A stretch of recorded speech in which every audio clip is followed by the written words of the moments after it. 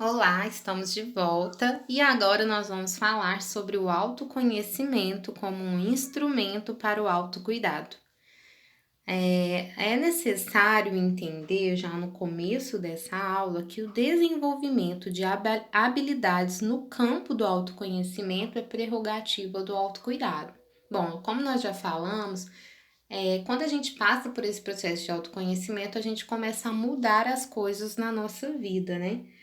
E aí nós vamos desenvolvendo habilidades, né, por meio de um processo de educação, por meio de um controle da responsabilidade sobre a nossa vida, né, mas também sobre a nossa saúde.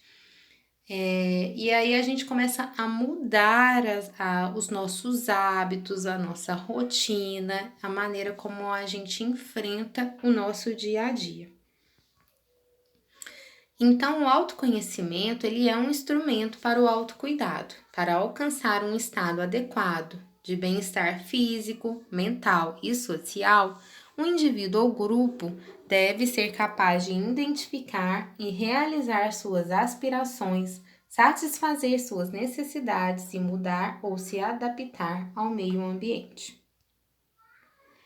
Eu trago aqui a teoria da Dorothea Elizabeth Warren, né, uma enfermeira, né, dos Estados Unidos, e ela traz a teoria do autocuidado, né? Muitas vezes a gente tem os profissionais de saúde, a gente pensa nos profissionais de saúde relacionada a uma outra teoria de Warren, que é a da teoria do déficit de autocuidado.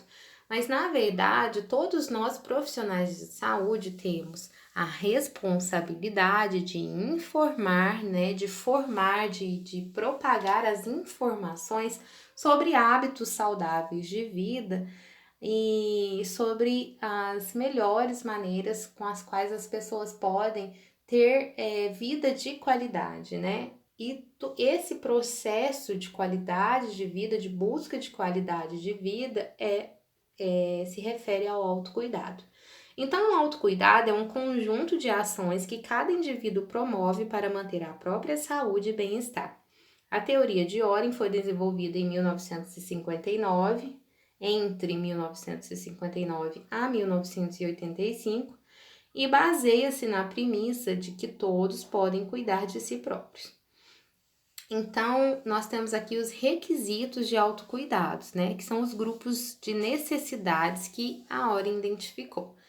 Então, quais são os requisitos universais? São aqueles que todos nós temos, né? Então, são os requisitos, as necessidades básicas, né? Que estão ali no nosso cotidiano, que refletem as necessidades básicas mesmo, né? Comer, dormir e todas as outras necessidades, mas não só essas que são fundamentais, mas necessidade de conversar, de relacionar, né? Então, isso é um requisito universal. Requisitos de desenvolvimento de autocuidado. Então, está muito relacionado com o desenvolvimento individual. Então, a pessoa, e isso está muito relacionado também com a questão do autoconhecimento. Por quê? Porque esse requisito reflete como a pessoa enfrenta uma situação de conflito, né? Então, está muito relacionada às habilidades que a pessoa tem para passar por uma situação que exige adaptação, mudança, gestão de conflito mesmo. E a gente tem os requisitos de desvio de saúde, que é relacionado às condições de saúde, né? Então, até que ponto a pessoa é capaz de promover o seu cuidado, né? E quando é que começa o déficit de autocuidado? É muito importante, o autocuidado ele vem como uma exigência terapêutica para o nosso próprio benefício.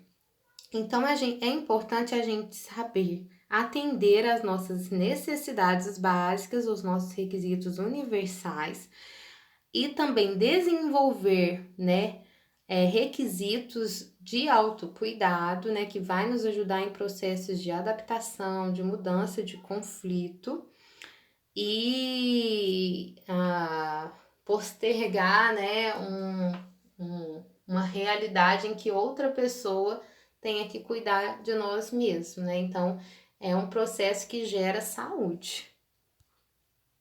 As modalidades de intervenção em saúde física e psicológica, baseadas nas relações, na comunicação, no acolhimento, na criação de vínculos e de autonomia, caracterizam o processo do autocuidado. Então, tudo isso está relacionado ao autocuidado: saúde física, relacionamento, o diálogo, a comunicação que eu tenho com o outro, né? Se eu me sinto acolhido, se eu tenho rede de apoio, se eu tenho vínculos, o quanto eu tenho autonomia sobre as minhas atividades, sobre os meus cuidados, tudo isso reflete nesse processo.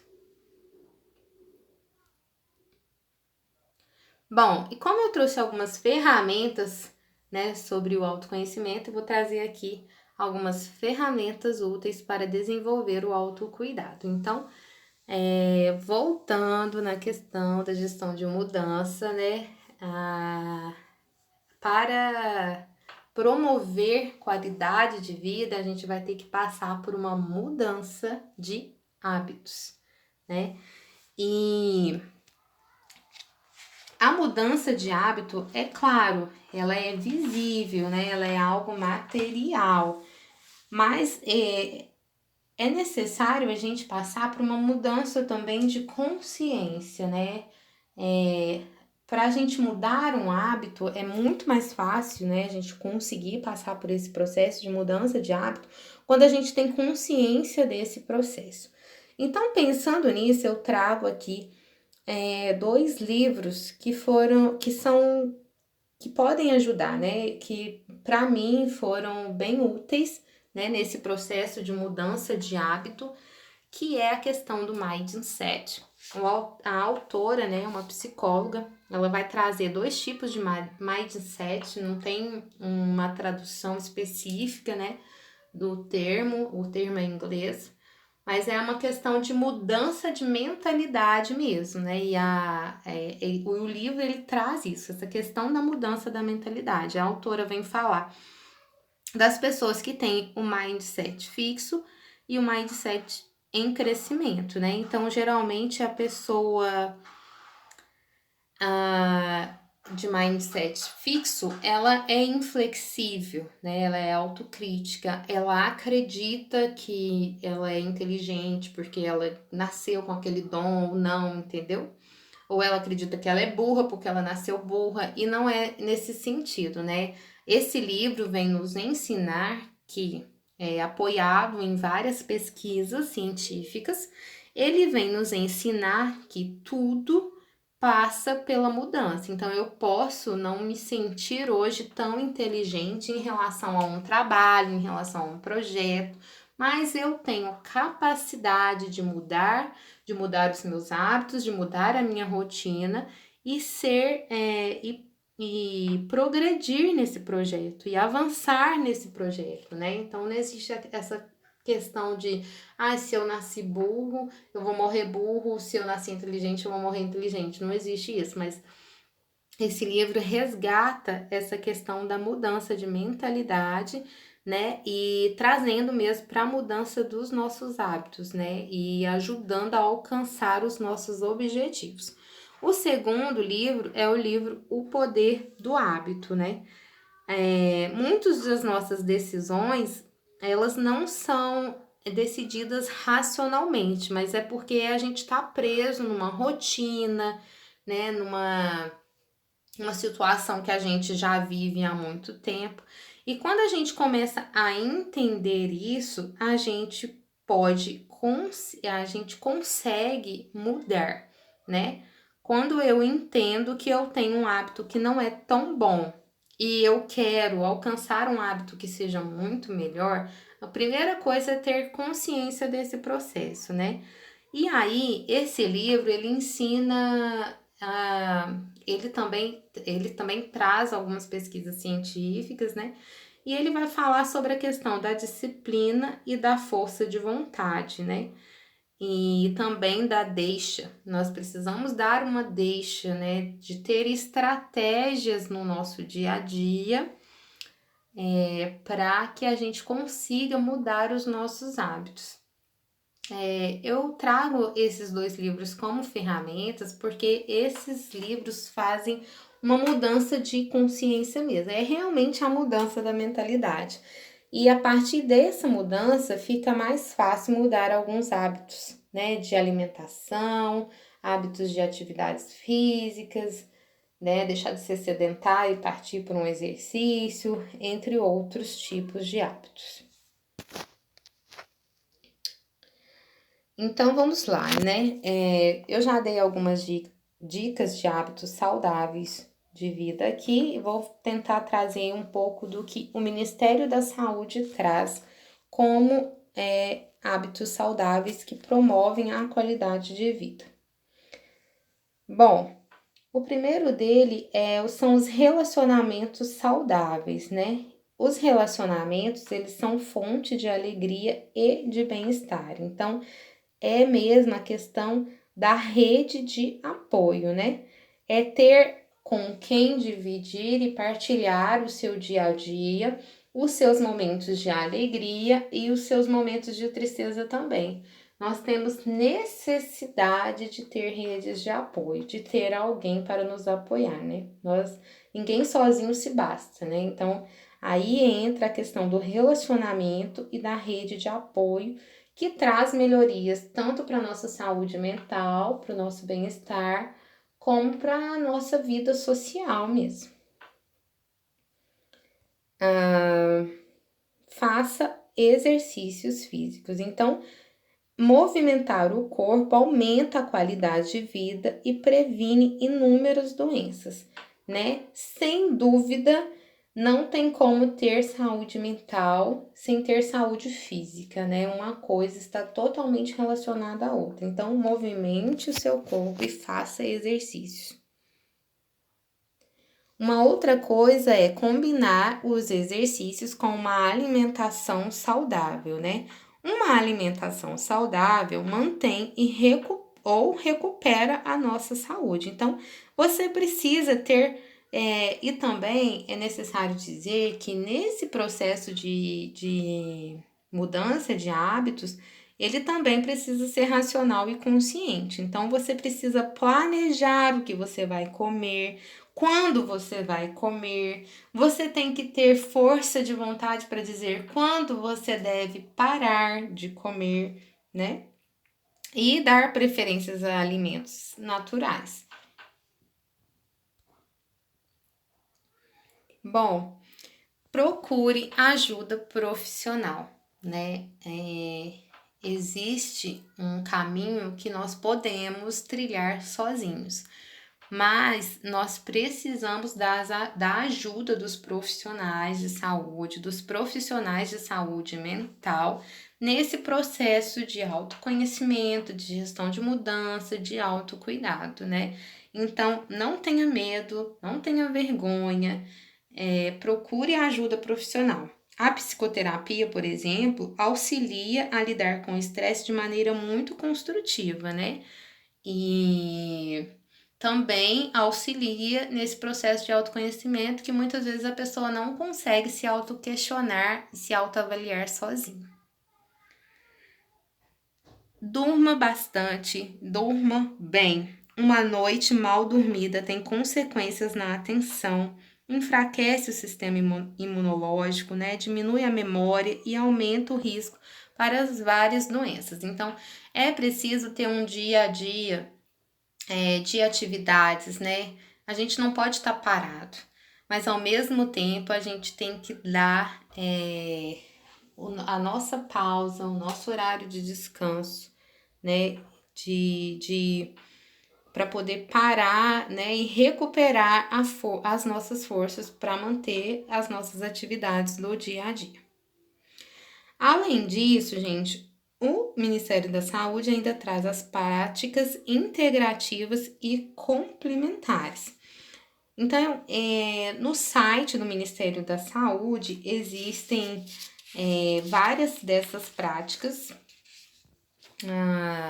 Existe hoje uma política nacional sobre a inclusão dessas práticas no sistema de saúde do Brasil, mas eu vou trazer alguns exemplos aqui. O primeiro é a meditação, né? A meditação é saudável, acalma a mente, nos separa de nossos pensamentos, melhora a nossa concentração. Entre outros, existe a musicoterapia, a aromaterapia, atividades que envolvem aeróbica, dança, né, o movimentar o corpo. Tudo isso estimula e melhora o nosso humor, melhora a nossa expressão corporal, né? Alongamentos, eles refletem na nossa saúde física, na situação, né? No processo de bem-estar e também na nossa saúde mental. E o mindfulness, né? Que diminui a nossa ansiedade, nos prepara em situações desconfortáveis, aumenta a questão da resiliência, né? O se colocar presente a todo momento, racionalmente, né, em todos esses processos. Então, no processo de autoconhecimento, tanto no processo de autocuidado, no dia a dia, nas tarefas diárias, é você estar presente. Bom, esse quadro eu tirei lá do site do Ministério da Saúde. Olha, ele fala: pratique hábitos saudáveis, melhore sua qualidade de vida, seu corpo e sua mente agradece. Então, ele traz: reserve um tempo para curtir a vida e a convivência com os outros. Viva intensamente seus momentos em família. Pratique atividades físicas, mantenha uma alimentação saudável, reforce seus laços de amizade, não abra a mão de boas noites de sono. Não tenha vergonha de buscar a ajuda de profissionais e lembre-se, você não é um super-herói. Reconheça seus limites e viva a vida intensamente. Bom, para finalizar, gostaria de deixar aqui de terminar ressaltando mesmo essa questão de gestão de mudança, né? Então, não existe autoconhecimento e não tem como iniciar um processo de autocuidado se a gente não pensar no processo de mudança de mentalidade e mudança de hábito. Isso é se autopreservar, né? Isso é se autoproteger, né? É regar a plantinha que somos nós mesmos. E todos nós precisamos passar por esse processo, né? Consequentemente, nós temos a automelhora, o autoaprimoramento, né? E aí a gente vem com os avanços em todos os nossos, em todas as áreas das nossas vidas. Bom, para terminar, gostaria que você parasse um minutinho e se pergunte. Pergunte a si mesmo se o que você está fazendo hoje te aproxima mais do que você quer ser amanhã. Se a resposta for negativa, inicie imediatamente o processo de autoconhecimento e de autocuidado. Aqui eu trago algumas das referências. Os livros que eu citei ao longo da aula não estão aqui, tá? Porque eu já citei, né, os livros, os autores e as outras referências que eu usei para fazer os slides estão aqui. Para terminar, gostaria de deixar aqui essa palavra que também faz parte de um processo de autocuidado. Acho que nós vamos ter uma aula só sobre isso, né? A gratidão também promove o bem-estar e, consequentemente, aumenta a nossa saúde mental, né? E nos faz estar constantemente nesse processo de felicidade. Então, seja grato. Eu, neste momento, estou grata, né? Por poder partilhar este momento com vocês. E gostaria de deixar esse recado. Cuide-se. Trago aqui o meu e-mail, se alguém quiser fazer contato.